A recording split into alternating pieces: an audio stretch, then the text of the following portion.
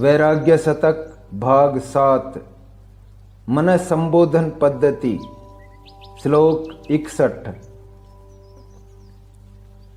हे मन, सदा दूसरों को प्रसन्न करने की तेरी चेष्टा बेकार है।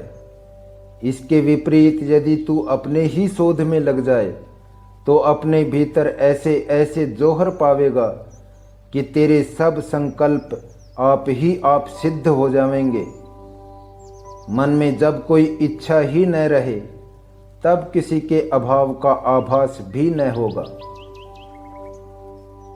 पिछले दशक में सन्यासी की मर्यादा सिद्ध करने के बाद बताया गया था कि बाह्य इंद्रियों का निग्रह मात्र सन्यासी का लक्ष्य नहीं है, मन प्रधान है। इस दशक में इसी मन के नियमन के संबंध में बताया गया है। इस श्लोक में दो बातें हैं, एक दूसरों के चित्त पर चढ़ जाना और दूसरी स्वयं अपने मन के भीतर बैठ जाना। पहली चेष्टा बेकार है क्योंकि इसकी कोई सीमा निर्धारित नहीं है।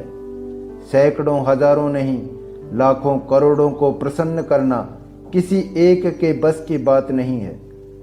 सबके स्वभाव तथा स्वार्थ भिन्न भिन्न होते हैं। एक ही व्यक्ति की रुचि भी क्षण क्षण बदला करती है, इसलिए एक आध को भी सब तरह खुश कर सकना असंभव है। फलस्वरूप उसे सदा दुख ही से दो चार होना पड़ता है। इसके विपरीत दुनिया भर का विचार छोड़कर अकेले अपनी ही आत्मा की ओर ध्यान देने पर मनुष्य कुछ कर गुजरता है। इस अपने के भी दो पहलू हैं, एक शरीर के बाहरी विषय, दूसरे मन की भीतरी स्थिति। बाहरी विषयों के सैकड़ों रूप हैं और उन सैकड़ों बातों का पूर्णतया सफल होना उतना ही कठिन है जितना दुनिया के हजारों लाखों मनुष्यों को प्रसन्न करना। इसलिए बाहरी विषयों को छोड़कर एक मन को पकड़ना आसान है। फिर मन के भीतर भी सैकड़ों विचार उठा करते हैं, किंतु किसी एक ही विचार पर स्थित होने से सफलता की संभावना हो सकती है। मन की एकाग्रता के प्राप्त होने पर बाहर की विभिन्नता बाधक नहीं हो सकती। इस प्रकार एक सच्चे सन्यासी की पहचान उसके गृह परित्याग या वेशभूषा के परिवर्तन पर नहीं बल्कि मानसिक स्थिति से होती है। सन्यासी ही क्या, किसी भी मनुष्य की पहचान की कसौटी उसका मन है, न कि उसकी वेशभूषा और चाल ढाल। इन बाहरी वस्तुओं का मूल्य इतना ही है कि मन पर उनका क्या प्रभाव पड़ता है। कहा गया है कि मन के वश में हो जाने पर उसमें चिंतामणि रत्नों का ढेर उमड़ पड़ता है। चिंतामणि के संबंध में प्रसिद्ध है कि उससे मनुष्य की सब कामनाएं पूरी हो जाती हैं। जब एक चिंतामणि में यह सामर्थ्य है तो जब उसका बड़ा ढेर ही मिल जाए तब क्या कहने। तब तो उस मनुष्य की दशा उसी हलवाई की सी हो जाएगी जो मिठाइयों के ढेर के बीच में बैठने के कारण उसे मिठाई खाने की इच्छा ही नहीं होती। वशीकृत मन का इच्छा रहित हो जाना अवश्यंभावी है। उस मनुष्य के भीतर ऐसी शक्ति पैदा हो जाती है कि इच्छा मात्र से सब काम यथाविधि पूरे हो जाते हैं। यह कैसे होता है? मनुष्य अपने तक सीमित होकर संसार पर काबू कैसे पा जाता है, इसका समझना बहुत सरल है। यहाँ पर अपने का अभिप्राय तुच्छ स्वार्थ नहीं बल्कि परमार्थ है। मनुष्य अपने मन के भीतर टटोलने पर कार्य अकार्य का विचार करने लगता है। कार्य वही है जो प्राणी मात्र के लिए हितकर हो। यह शंका हो सकती है कि एक मन से सारे संसार का हित कैसे हो सकता है। वास्तव में एक मनुष्य के भीतर जो शक्ति वर्तमान है वही समस्त संसार में विद्यमान है। ऐसी व्यापक शक्ति को किसी एक बिंदु पर केंद्रित करने पर उसकी किरणें सारे जगत को व्याप्त कर लेती हैं। ऐसा मन ईश्वर का मंदिर बन जाता है। तब मनुष्य ईश्वर के समान आवश्यकताओं से परे हो जाता है। ऐसी स्थिति में आवश्यकता का अनुभव न करते हुए भी वह ईश्वर के समान लोक संग्रह के लिए काम करता है। मानव ईश्वर हो या न हो, अथवा वह ईश्वर बने या न बने, लोक कल्याण की भावना ही मानवता का पूर्ण विकास है। मनुष्य में इस भावना की जितनी कमी पाई जाए उतना ही वह पशुता को प्राप्त होता है। पशु को अपना पेट भरने मात्र से मतलब है, जबकि मनुष्य का उद्देश्य परमार्थ की साधना है। परोपकार की प्रवृत्ति तथा आचरण परमार्थ की जननी है।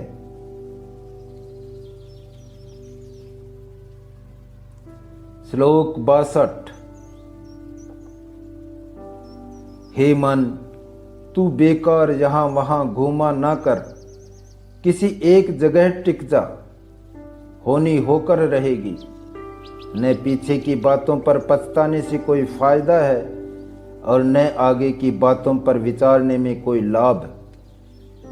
इसलिए जब जो उपलब्ध हो उसका संतोष पूर्वक उपभोग करना चाहिए।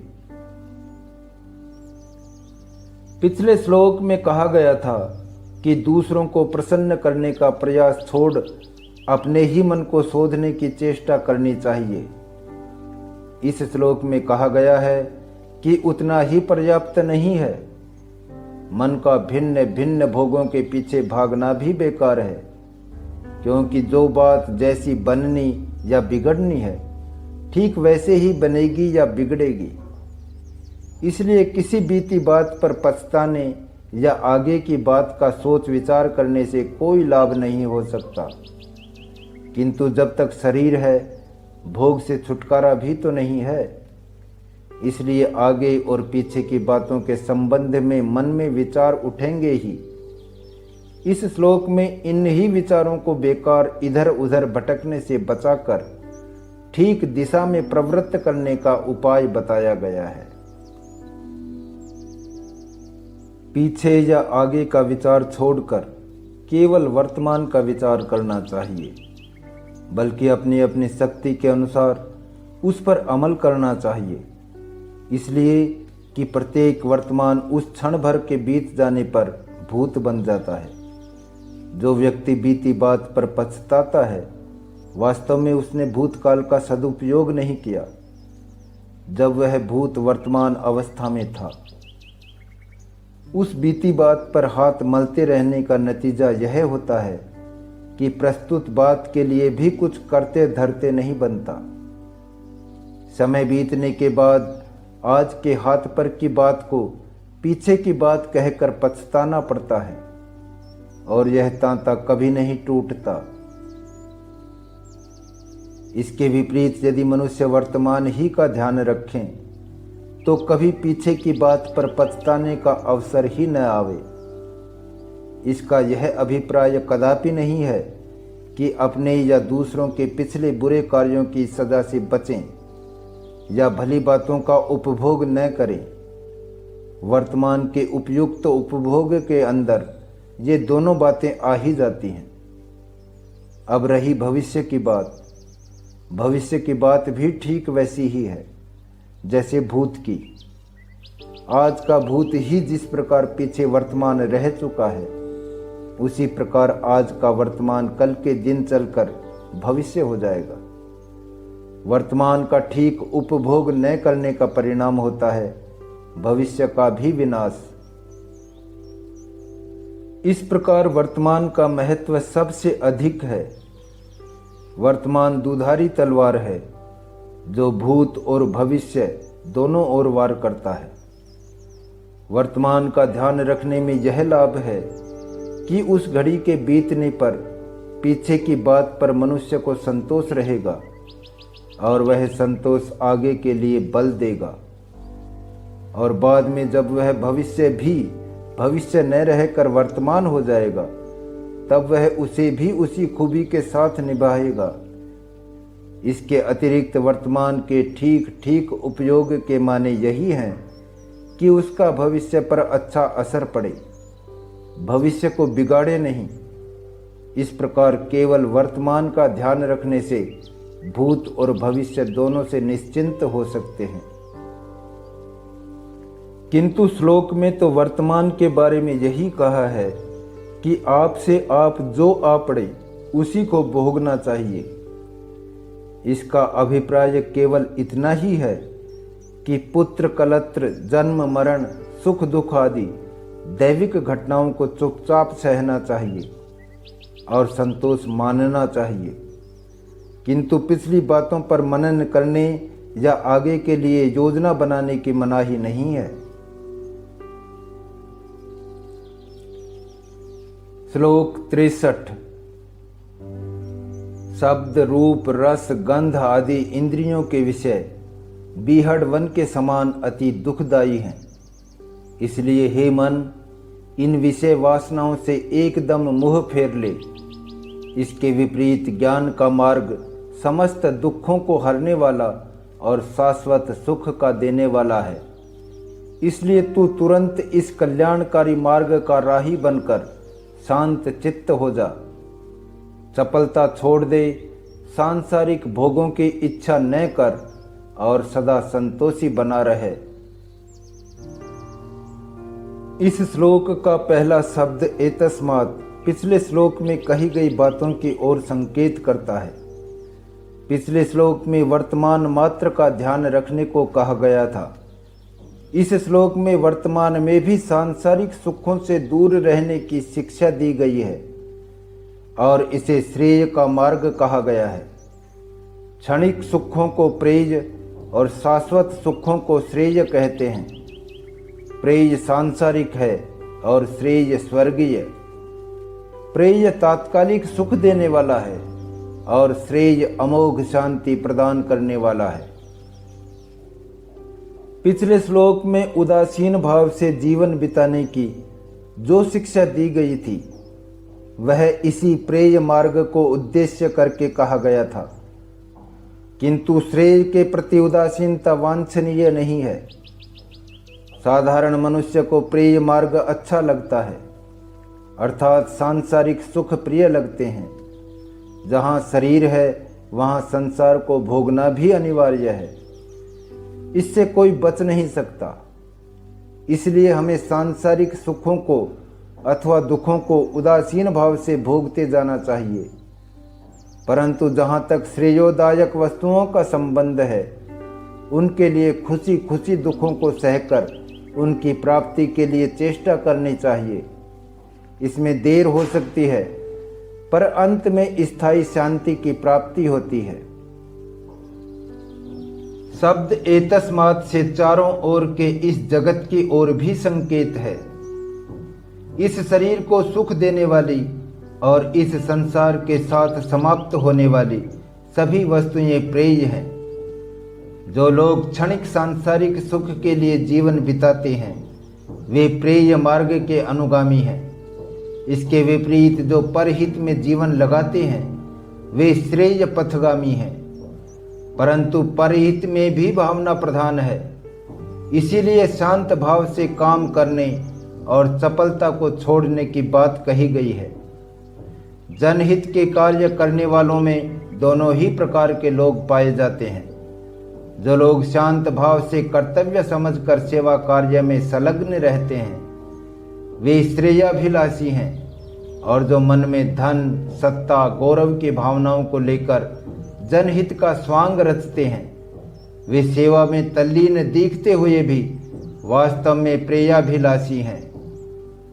सच्चे सेवक को चाहिए कि प्रेय पथ को त्याग कर श्रेय मार्ग का अवलंबन करे, भले ही इसमें उसे दुख झेलना पड़े, धन न मिले, नाम न मिले, बल्कि बदनामी भी क्यों न मिले, क्योंकि स्वार्थी लोग अपनी स्वार्थ सिद्धि के लिए सच्चाई को बदनाम करने में कोई कसर उठा के नहीं रखेंगे।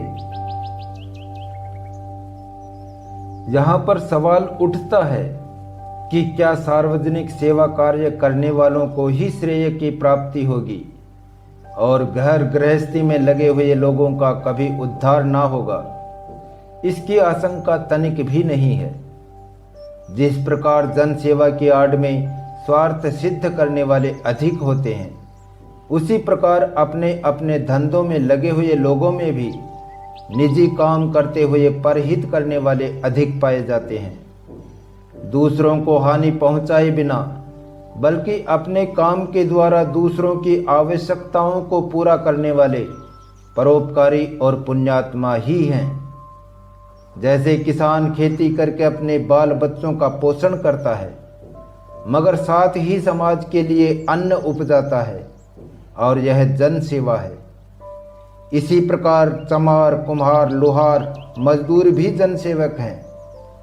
एक दृष्टि से ये लोग सार्वजनिक सेवा कार्य करने वालों की अपेक्षा अधिक आदर के पात्र हैं, क्योंकि जो कुछ ये करते हैं उससे लाखों को लाभ होता है, और फिर इतनी सेवा का अभिमान नहीं करते।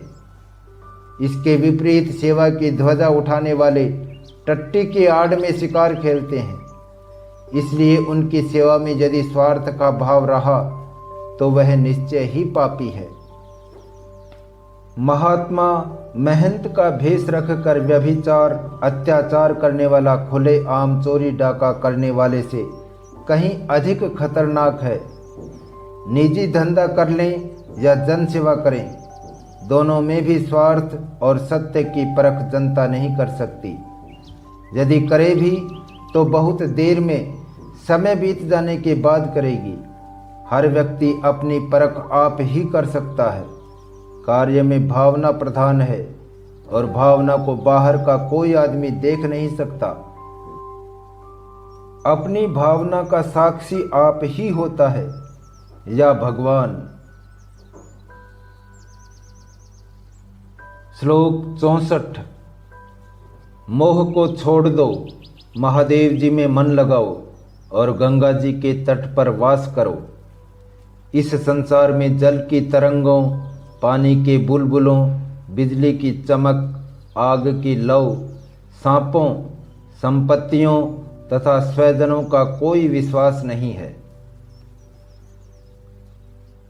पिछले 2 श्लोकों में से पहले में प्रेय से उदासीन रहने और श्रेय में मन लगाने की बात कही गई थी।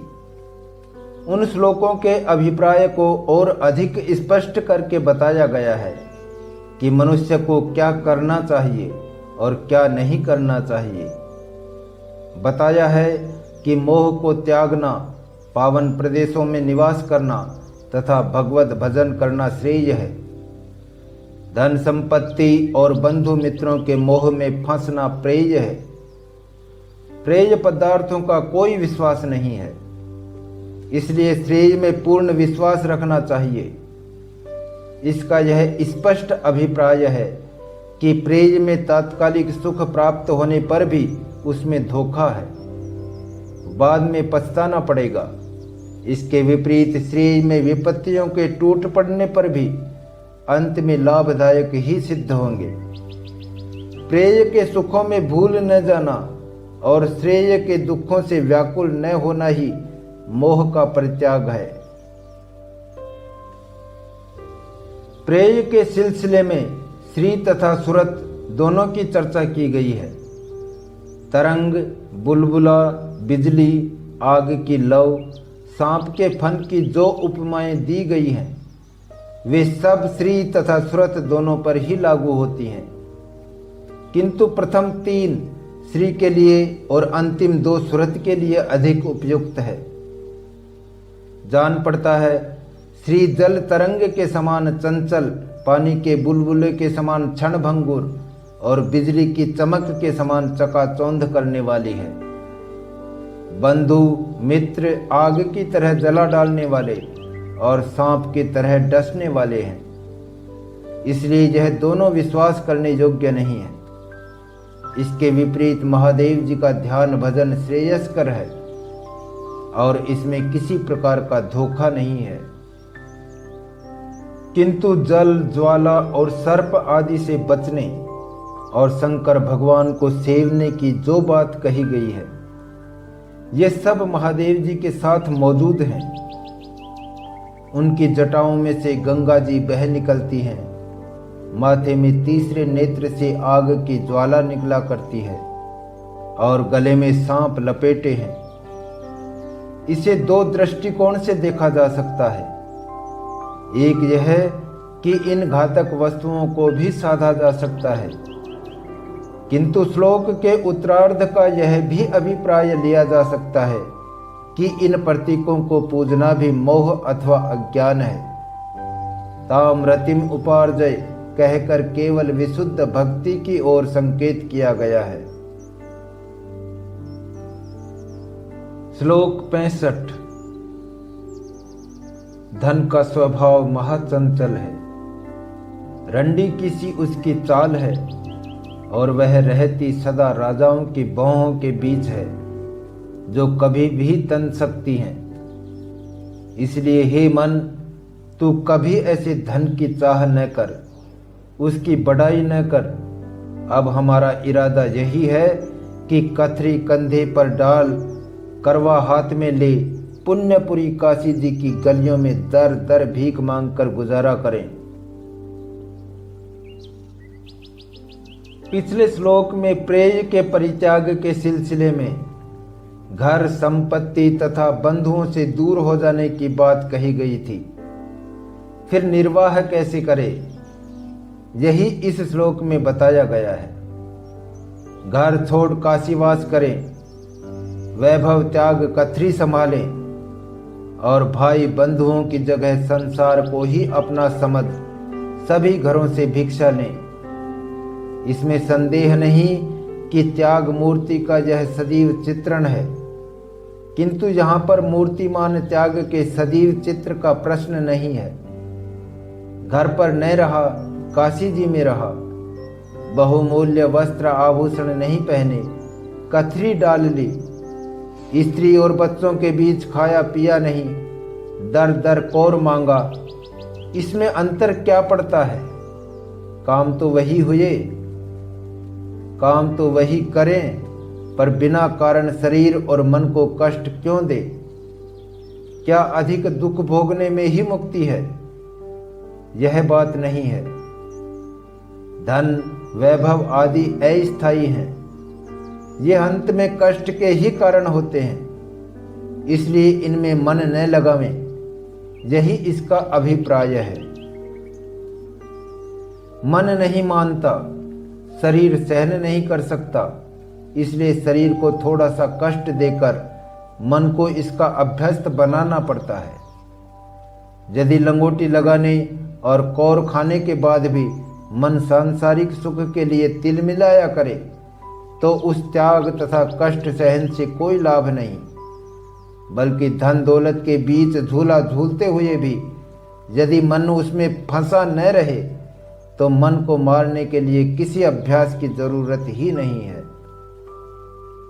यहाँ पर शंका उठती है, जब भोग या त्याग दोनों बाहरी वस्तुएं हैं और मुख्य वस्तु मन है, और इस मन को अंततो गत्वा त्याग की भावना से भी उतना ही उदासीन रहना है जितना भोग से, तब त्याग के पीछे शरीर को क्यों कष्ट दिया जाए और मन पर अत्याचार क्यों किया जाए? ठीक है, किंतु यदि उदासीनता को भी अभ्यास द्वारा ही सिद्ध करना हो, तो उसी तरीके को अपनाना होगा जिससे मन में ऐसी भावना उत्पन्न हो। त्याग और निवृत्ति का मार्ग सदा मन को इसी उदासीनता की ओर ले जाता है। इसके विपरीत भोग तथा प्रवृत्ति का मार्ग मन में लोभ और मोह के भाव को अधिकाधिक बढ़ाता है। इसके अलावा त्याग हो अथवा भोग, जब मनुष्य उसकी अंतिम सीमा पर पहुंचता है, तभी उसे असलियत का आभास होने लगता है। लंगोटी लगाना और भीख मांगना निवृत्ति मार्ग की अंतिम सीमा कही जा सकती हैं। इससे भी बढ़कर त्याग तथा स्वेच्छापूर्ण सहनशीलता की कल्पना करना कठिन है। इसके बाद अवधूत बन जाना ही बाकी रह जाता है। इसके विपरीत भोगेच्छा को बढ़ाते हुए थोड़ा बहुत आत्म तृप्ति का भी कर लेने का प्रयत्न करेंगे तो इसमें सफलता की आशा नहीं। भोग की कोई सीमा नहीं है, संसार में एक से एक बढ़िया भोग सामग्री बढ़ाई जा सकती है। संसार से परे स्वर्ग की इच्छा भी इसी भोग की ही परिधि में आता है। यह दूसरी बात है कि तुलसीदास विल्व मंगल आदि को भोग के द्वार पर ही त्याग का पाठ मिला और जनक आदि ने प्रवृत्ति में ही मुक्ति पाई, परंतु यह अपवाद ही है। साधना के लिए निवृत्ति मार्ग ही वांछनीय है। त्याग के मार्ग में भोग बहुत बड़ी बाधा है। कामिनी कंचन भोग के सबसे बड़े प्रतीक हैं। साधक को इन दोनों से दूर रहना जरूरी है। इस श्लोक में कामनी और कंचन का अच्छा जोड़ भिड़ाया गया है। धन को पन्यांगना कहा है। पणि प्राचीन भारत में एक सोने का सिक्का था। पणि अंगना के माने हैं पैसे पर अपना शरीर सौंपने वाली स्त्री, अर्थात बाजारू रंडी। लोग धन को लक्ष्मी भी कहते हैं। धन लक्ष्मी और पन्यांगना में शब्द की दृष्टि से विशेष अंतर नहीं है, किंतु दोनों शब्दों का उपयोग अलग अलग अर्थों में किया जाता है। एक को लक्ष्मी माना जाता है और दूसरे को वैश्या। किंतु इस श्लोक में सिद्ध किया गया है कि जिसे सब लक्ष्मी कहते हैं वह वास्तव में बाजारू रंडी है। जिस प्रकार सांसारिक जीवन के सुधार के लिए बाजारू रंडियों से बचना जरूरी है, उसी प्रकार पारलौकिक सुरक्षा के लिए धन लक्ष्मी से दूर रहना आवश्यक है। मुक्ति के मार्ग में धन लक्ष्मी वास्तव में पन्यांगना है। श्लोक 66। सामने गवैयों के मधुर गान हो, पीछे चंवर ढोलाती हुई युवतियों के कंगन की झनकार हो, दाएं बाएं दक्षिण भारत के विद्वानों की कविता गोष्ठी हो। यदि इतना वैभव प्राप्त हो तो संसार का सुख भोगने में कुछ मजा भी है। नहीं तो अच्छा यही है कि मन को तुरंत विषयों से हटाकर वैराग्य द्वारा स्थिर समाधि की प्राप्ति का प्रयत्न करें। पिछले श्लोक में वैराग्य की शिक्षा देते हुए कहा गया था कि सांसारिक सुखों के मुख्य साधन धन से मन को हटा लेना चाहिए। इस श्लोक में कहा गया है कि यदि मन में भोग की इच्छा हो तो उसका पूर्णतया भोग करना ही चाहिए, जिससे तृष्णा शेष न रहे। पिछले श्लोक में एक वैराग्य संपन्न व्यक्ति का सुंदर चित्र सामने रखा गया था। इसमें भोग का मनोहारिणी चित्रण प्रस्तुत किया गया है। जिस प्रकार पिछले श्लोक में त्याग की सीमा तक ले गया था, उसी प्रकार इसमें भोग की पराकाष्ठा तक पहुंचा दिया है। फिर भी भोग को ही जीवन का आदर्श नहीं माना है। श्लोक की शब्दावली से इसकी पूरी पुष्टि होती है। आगे पीछे औरतें हों, गाना बजाना हो, तब भी अगल बगल विद्वानों को बिठाकर यही बतलाया गया है कि कानों में सदा शास्त्रीय चर्चा का ही समावेश हो। इतनी बंदिश के बाद भी भोगी जीवन को चित्रण किया गया है कि भोग से जी भर जाए और वैराग्य की ओर झुके। अंत में सहसा समाधि की बात कहकर यह सिद्ध किया गया है कि मन को शीघ्र वश में करने का उपाय निवृत्ति ही है। प्रवृत्ति का मार्ग सुखकर होते हुए भी देर का है। कैसे, यह अगले श्लोक में बताया गया है। यहाँ पर एक बात और ध्यान देने योग्य है।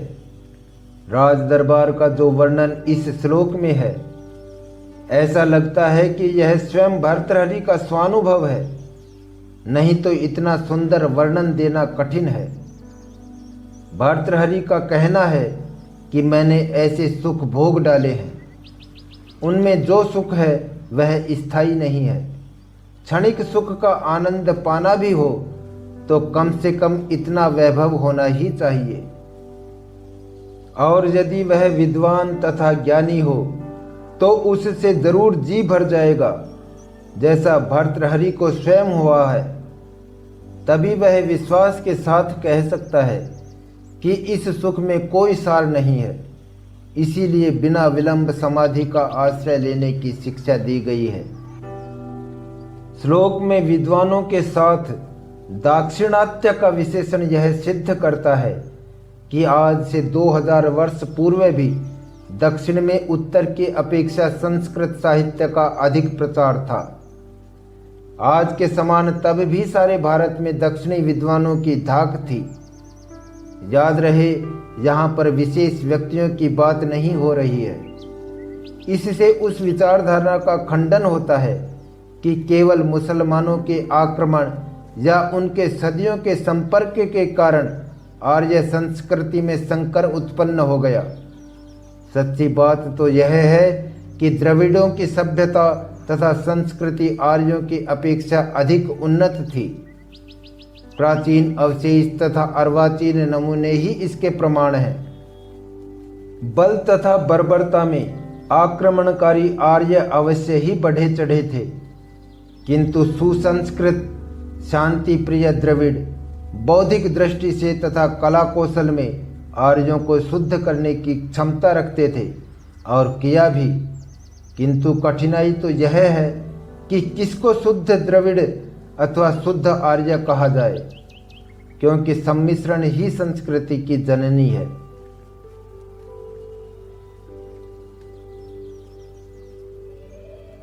श्लोक 67।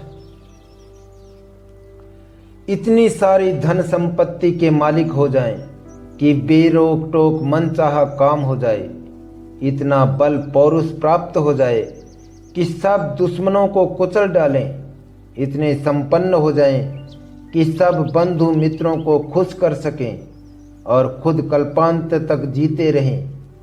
सब कुछ हो जाए तो भी इन सब से कोई सच्चा सुख नहीं मिल सकता, सब निरर्थक है।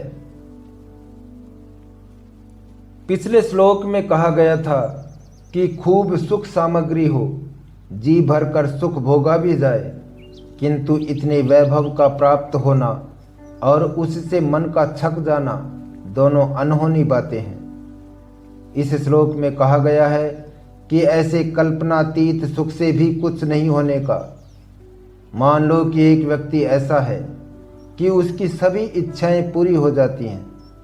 उसने अपने शत्रुओं को एकदम कुचल डाला है, दे दिलाकर खिला पिलाकर बहुतों को अपना दोस्त बना लिया है, और यह भी गारंटी हो गई कि वह कल्प के अंत तक जीता रहेगा और साथ ही बेखटके सब सुखों को भोगता रहेगा, तो भी वह सुखी नहीं रह सकता। क्यों? अब उसे किस बात का टोटा है?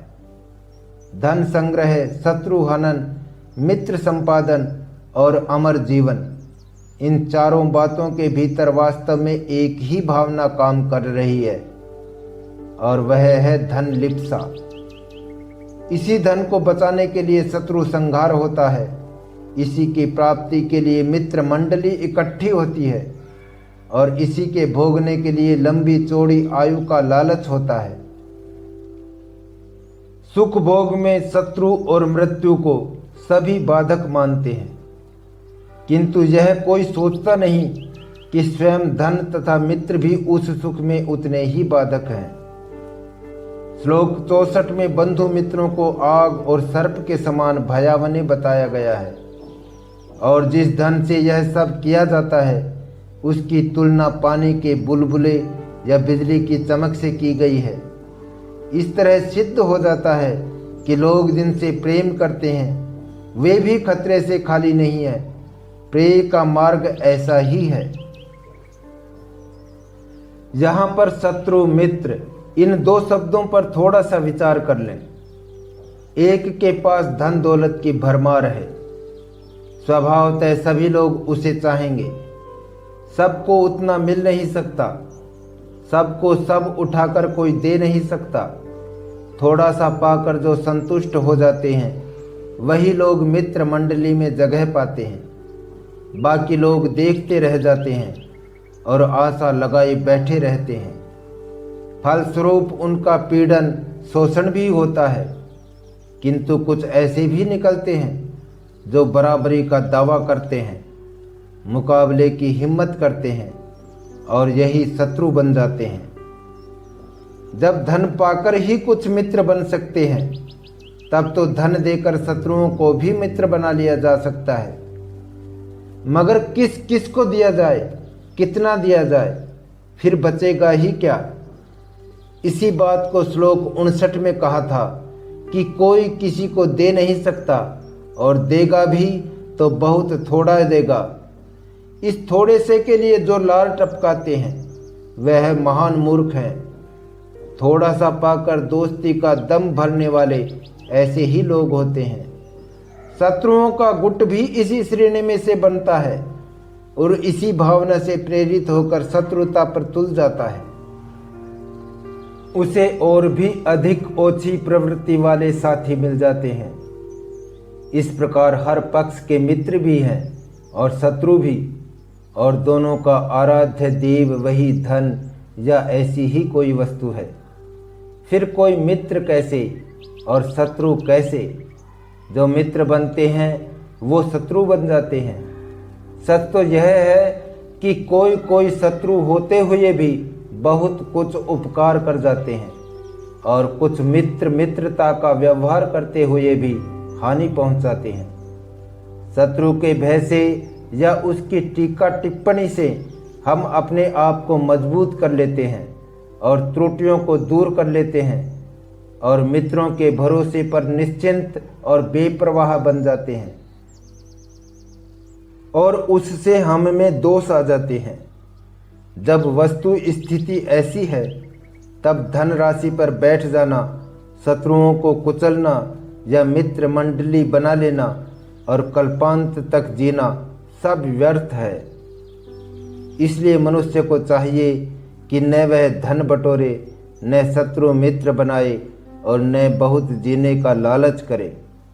केवल कर्तव्य की दृष्टि से सब कुछ करता रहे और अपने आप जो कुछ होवे उसे चुपचाप भोग ले और चलता बने। यही श्रेय का मार्ग है। श्लोक 68। ईश्वर में भक्ति हो, जन्म मरण का भय हो, भाई बंधुओं में आसक्ति न हो, मन के भीतर काम वासना न हो और इन सब की सिद्धि के लिए निर्जन वनों में वास करें। इस प्रकार जब मनुष्य को वैराग्य की सिद्धि होवे, तब मनुष्य के लिए किसी अन्य वस्तु की आवश्यकता नहीं रहेगी, मानो वह सब कुछ पा गया। पिछले श्लोक में बताया गया था कि प्रवृत्ति में सुख है ही नहीं। इसमें बताया गया है कि सच्चा सुख निवृत्ति में है। इसलिए वैराग्य को परम धन कहा गया है। इस वैराग्य की सिद्धि के लिए कुछ साधन बताए हैं। ईश्वर भक्ति, जन्म मरण का भय, बंधुजनों से उदासीनता, काम विकार का अभाव और एकांत सेवन। अब इन्हें एक एक कर लें। ईश्वर भक्ति का मतलब है ईश्वर के अतिरिक्त किसी अन्य वस्तु में मन न लगाना। यदि मन किसी और जगह फंसे तो उसमें भी ईश्वर ही का प्रतिबिंब देखना। जन्म मरण का भय। मरण से तो सभी भयभीत रहते हैं, मगर वास्तव में जन्म से भी उतना ही भय खाना चाहिए। जन्म और मरण एक दूसरे के साथ लगे हुए हैं। इस आवागमन से छुटकारा पाने अर्थात ईश्वर में लीन होने का नाम ही जन्म मरण के भय से मुक्त होना है। बंधुजनों से उदासीनता। जन्म के साथ मरना जरूरी है। मरते समय जिस किसी से प्रेम रहे उसी वासना की पूर्ति के लिए फिर जन्म लेना पड़ता है। जीवन भर सबसे उदासीन रहें, तभी मरते समय सांसारिक संबंधों का विचार ना होगा। ईश्वर के प्रति अनन्य भक्ति होने से ही अन्य पदार्थों से उदासीनता और उदासीनता से ही आवागमन से छुटकारा संभव है। काम विकार का अभाव अर्थात मन के भीतर भी व्यभिचार की भावना का न होना। केवल वैश्यागमन ही व्यभिचार नहीं है, मन का ईश्वर से हटकर किसी अन्य वस्तुओं में लगना भी व्यभिचार है। इसी के अभाव को ब्रह्मचर्य कहते हैं, अर्थात पर ब्रह्म परमात्मा में विचरना। एकांत सेवन। ऊपर की चारों बातों के साधने के लिए एकांत सेवन नितांत आवश्यक है। एकांत के माने लोगों से अलग रहना ही नहीं है, बल्कि मित्रों और शत्रुओं में अंतर न करना, और यही वैराग्य है। जब मन की यह स्थिति हो गई, तब वह मनुष्यों के बीच में रहे या वन में जाकर रहे, कोई विशेष अंतर नहीं है, बल्कि सबके साथ सब काम करते हुए सबके बीच में रहे और किसी से लगाव न रखे, यही असली वैराग्य है। श्लोक 69। इसलिए हे मन, तू अजर अमर सर्वोत्कृष्ट सर्वव्यापी पर ब्रह्म परमात्मा का मनन चिंतन कर, क्योंकि संसार के सारे सुख दुख अस्थिर हैं। यह श्लोक तस्मात् यानी इसलिए के शब्द से शुरू होता है। इसलिए किस लिए? पिछले श्लोक में जिन बातों की चर्चा है उनकी सिद्धि के लिए। पर ब्रह्म परमात्मा में अनन्य भक्ति ही सब में प्रधान है। वह पर ब्रह्म कैसा है और उसकी प्राप्ति से क्या लाभ है? वह अनंत है, यानी उसका कभी कहीं अंत नहीं होगा, सदा सर्वत्र विद्यमान रहेगा। जिसका अंत न हो उसका आदि भी नहीं हो सकता। जो कभी मरता नहीं वह कभी पैदा भी नहीं होता। बुढ़ापा तो जन्म मरण के बीच की वस्तु है। इस तरह वह अजन्मा है, अजर है, अमर है, इसलिए वह सर्वश्रेष्ठ है। यह हमारी पृथ्वी ही नहीं, स्वर्ग, मृत्यु, पाताल, तीनों लोकों और इन तीनों लोकों के बीच के अन्य सभी लोकों में परमात्मा के सिवा ऐसी कोई भी वस्तु नहीं जो अजर अमर हो। अकेला पर ब्रह्म परमात्मा ही अजर अमर है और वह इन सब में व्याप्त है। मान लिया जाए कि ईश्वर ऐसा ही है, तो उससे मनुष्य को क्या लाभ? क्यों नहीं? मनुष्य परमात्मा तो नहीं, किंतु परमात्मा से भिन्न भी नहीं है। मनुष्य में भी परमात्मा कैसे गुण पाए जाते हैं? मनुष्य अजर अमर तो नहीं है, किंतु वह बुढ़ापे को भी दूर रख सकता है, अपनी आयु भी बढ़ा सकता है। मानव सर्व सृष्टि का सम्राट है ही। अब वह अन्य लोकों की भी खबर लेने लगा है। जिसका बीज हो उसका पेड़ भी बन सकता है। उस सर्वोत्कृष्ट सर्वव्यापी परमात्मा के मनन चिंतन से मनुष्य में उन गुणों की वृद्धि हो सकती है। दूसरी ओर से भी देखें तो ईश्वर सर्वव्यापी है, इसलिए वह मनुष्य में भी है। अपने में खोज कर मनुष्य ईश्वर का साक्षात्कार कर सकता है।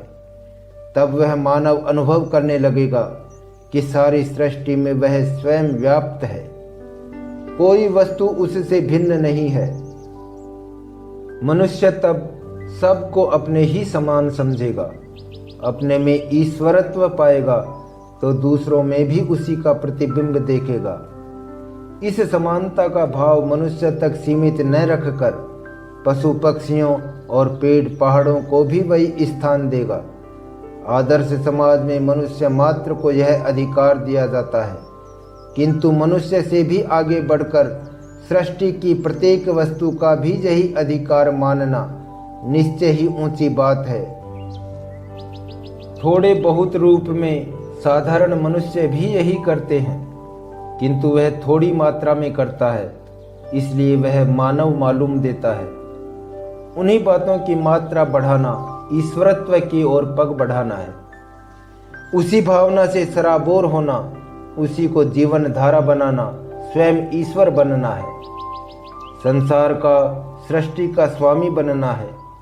छोटी छोटी बातों की इच्छा करने वाला मानव क्या ऐसी ऊंची पदवी पसंद नहीं करेगा? श्लोक 70। चपलता के कारण मन सदा आकाश पाताल के कुलाबे मिलाया करता है और व्यर्थ के माया जाल में फंसा रहता है। भूल से भी यदि वह एक बार इस माया जाल से मुक्त होकर स्थिर चित्त हो ईश्वर का चिंतन करे तो निश्चय ही निर्वाण को प्राप्त होवे। पिछले श्लोक में कहा गया है कि तीनों लोकों का आधिपत्य भी प्रकृति की चेरी मात्र है, जो बिना बुलाए पीछे पीछे घुमा करती है। इसमें कहता है कि उस परमानंद की प्राप्ति के बाद इन भोगादि की इच्छा भी न होगी। मन कहाँ तो चपलता से भिन्न भिन्न पदार्थों की प्राप्ति के लिए सदा असफल चेष्टा करता था, और कहाँ यह हाल है कि उनके लिए चेष्टा करना दूर रहा, हथेली में आ जाने पर भी उनकी इच्छा नहीं करता। अंत में कहता है कि मन की स्थिरता ही सुख शांति का मूल मंत्र है। सब जगह घूमना और सब काम करना, फिर भी असली वस्तु से वंचित रहना एक बात है, और केवल एक काम करते हुए सब वस्तुओं को प्राप्त होना एकदम दूसरी बात है। आत्मानुभव के लिए पहली चीज को त्यागना कोई जरूरी नहीं है। हाँ, दूसरी चीज पहली के साथ अपने आप प्राप्त हो जाती है, फिर भी अपने को फंसा नहीं पाए, यही जीवन मुक्ति है। आकाश में उड़ने, पाताल में घुसने और धरती के चक्कर काटने की बात श्लोक में कही गई है। 2000 वर्ष पूर्व जब विज्ञान की इतनी उन्नति नहीं हुई थी, इस प्रकार विचारना कैसे संभव हुआ। विमानों में उड़ने और समुद्र मंथन की चर्चा और ब्रह्मांडों का वर्णन हमारे पुराणों में है। इसे कल्पना मात्र कहकर उड़ा देना ठीक नहीं जचता। आज भी इतना विश्वास के साथ कहा जा सकता है कि केवल विज्ञान की उन्नति से समाज की सर्वतोमुखी उन्नति नहीं हो सकती। जब बीते हुए युग का विज्ञान आज के विज्ञान के सामने अज्ञान ही है, तब क्या आज का विज्ञान आने वाले युग के विज्ञान के सामने अज्ञान के समान होना संभव नहीं है। इसलिए हमें कहीं न कहीं आत्मा, परमात्मा या सर्वात्मा का सहारा लेना ही पड़ता है। इस प्रकार इस दशक में मन के नियमन तथा उसके महत्व की चर्चा करने के बाद अगले दशक में नित्य अनित्य वस्तु पर विचार किया गया है।